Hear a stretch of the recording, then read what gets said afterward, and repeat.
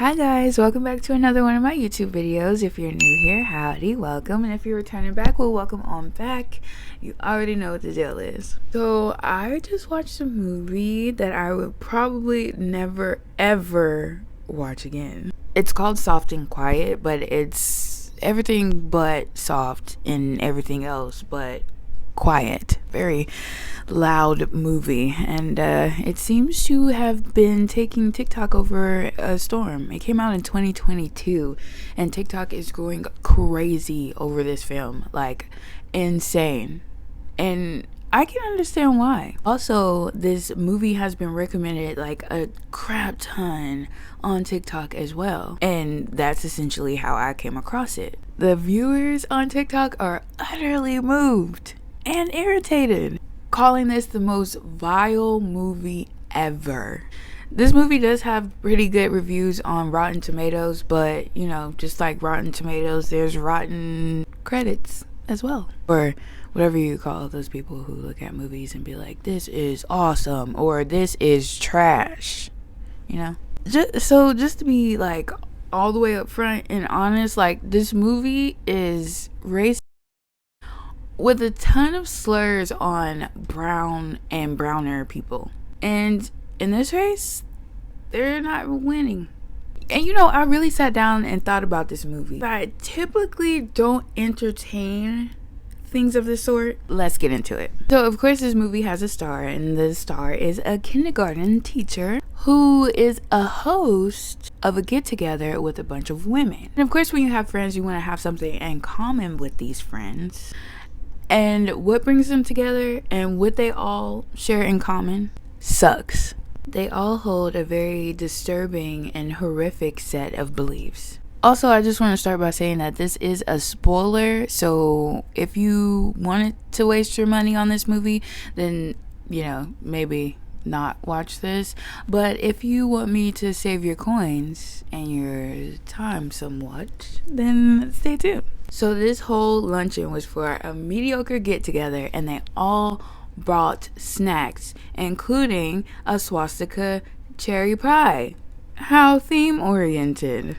But this isn't just any old meeting. They are here to gather for a group named Daughters for Orion Unity. I'll be honest, I've only watched this once. There were multiple pauses, a bunch of tables that are broke, and random Super Saiyan moments I had in the middle of my living room. I just had to power up against this crap. Truly wanted to see why this movie was doing so good if so many people hate it.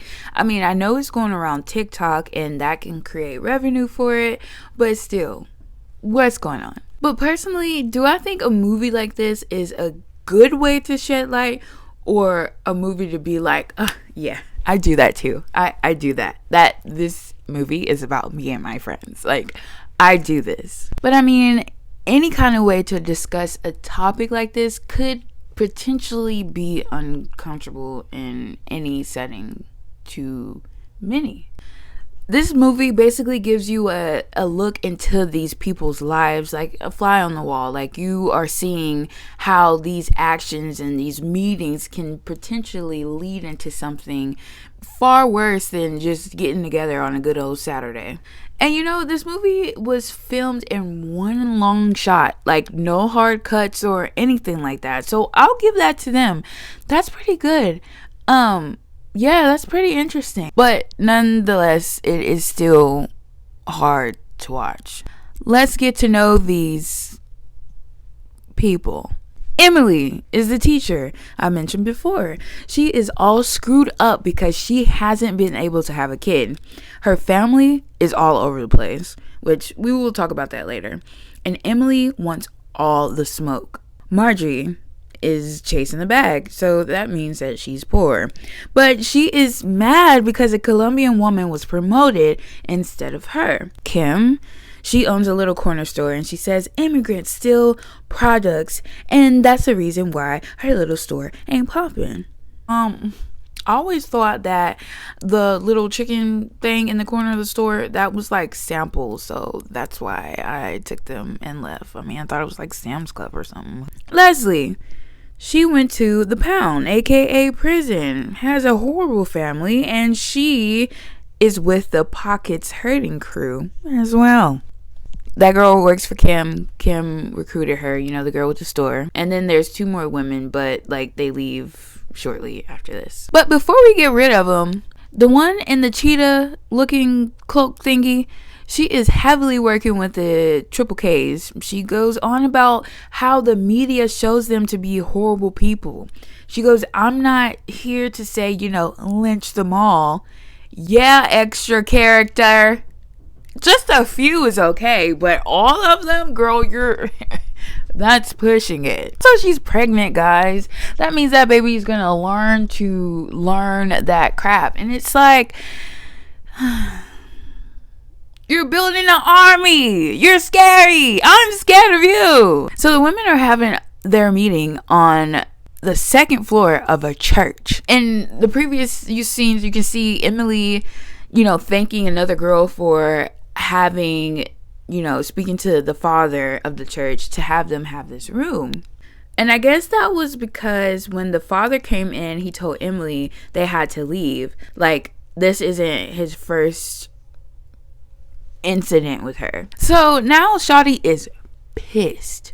But then Emily quickly grabs herself together and she invites the women over to her house for some wine. And those other 2 characters that I told you not to worry about, one of them has a date night with their boyfriend, and then the other one is just like, I gotta go, bye. But this wine get together at Emily's place causes Emily to support Kim at her little corner store. And this is where it gets rockier.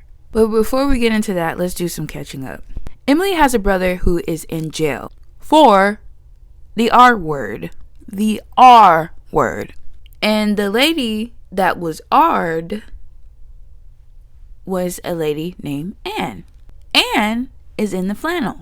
So as Emily and Kim are gathering their snacks and drinks and wine and all of that stuff, the 2 Asian women come into the store, who is Anne and Lily. Lily being the girl in the yellow shirt. Granted, the store is closed. The owner and the owner's friend is in there just trying to get some wine. But they harshly shut these 2 girls down like there ain't nothing wrong with it, right? So Lily is with the crap, right? She got a mouth on her. She don't care what she got to say. She gonna say it. And she's very vocal, so she called Kim the C word for not allowing them to purchase what they wanted to purchase. But not that C word, like the C word for women. Anyway, Anne offered to buy the most expensive wine to make it worth Kim's time to sell to them. But Kim quickly turned into a gremlin, not wanting to hear or help them with anything after she was called the C word, which I understand. I would probably be like, girl, wait a minute. Then Emily then emerges from the aisle telling the girls, don't leave, buy your wine. So then they get a bottle of wine and Anne takes it up to the counter and Emily's like, girl, this wine is $300. It makes her feel crappy and then tells her to get the freak on down. But then Marjorie feels herself like she has to chime in to be in the friend group and asks Anne and Lily some horrible things like, what even are you, trying to figure out her race and then saying racial slurs to her. Just really going back and forth, which understandably set the girls off. They bring up Emily's brother, which sets her off, and by how they are talking, they don't think that Emily's brother did what he did. They think that Anne is just lying. Emily's husband Craig comes into the store and is like, oh my god, what happened? And Emily immediately starts crying and they start pulling stuff out of their tailpipe, overly exaggerating the whole situation, saying that they were threatened. And Kim is like, oh my god, I don't know what they came into the store for. I have no idea why they came into the store.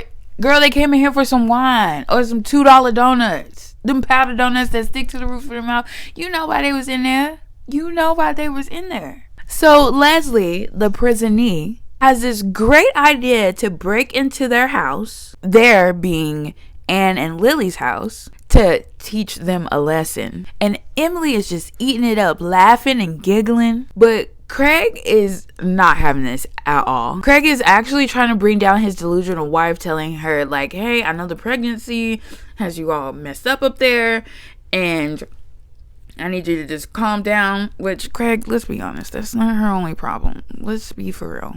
But then your boy Craig is forced to join, but he said that he was only going to monitor what was going on in the house. But he ends up catching Anne and Lily when they return home. As he's holding her down, tying her up, he's like, oh, it's just a joke, don't be scared. And this is where it goes all the way down to hell.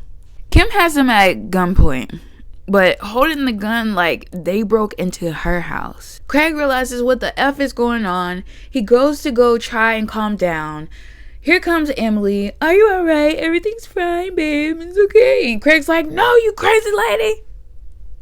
And shoves Shorty hard and walks away. But Craig ain't all that good. He's not. I mean, look who he's married to. He's somewhat or more than acceptably okay with what she got going on. So you a product of that too. Everyone's in the living room trying to figure out what to do next, since the girls are tied up in their own home with these crazy people. And Leslie is on 10, ready to mess up some more stuff with her prison self. She's trying to get everybody else on board and trying to get them to okay everything. So guess what they do? They shove peanuts, bananas, whiskey all down their throats.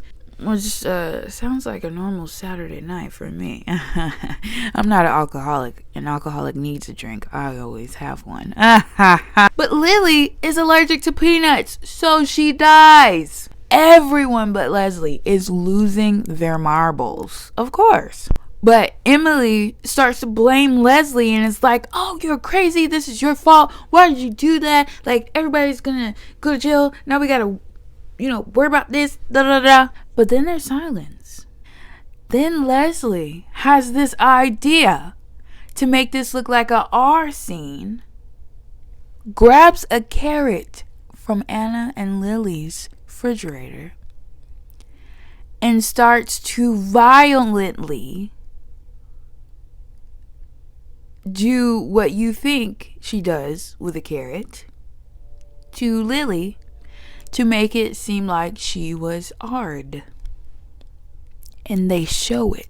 Emily then, after she sat by and watched it, she goes up to Leslie after realizing Anne has just saw the whole thing. And Emily's like, oh my God, Leslie, you're so strong and you're so courageous. Like, I applaud you. You're a really great person. But that's only to get homegirl to off Anne. And she need to be taken because she done seen everything. So Leslie, she like, oh, you love me, don't you? And then she takes a pillow and she smothers Anne until she can't breathe no more.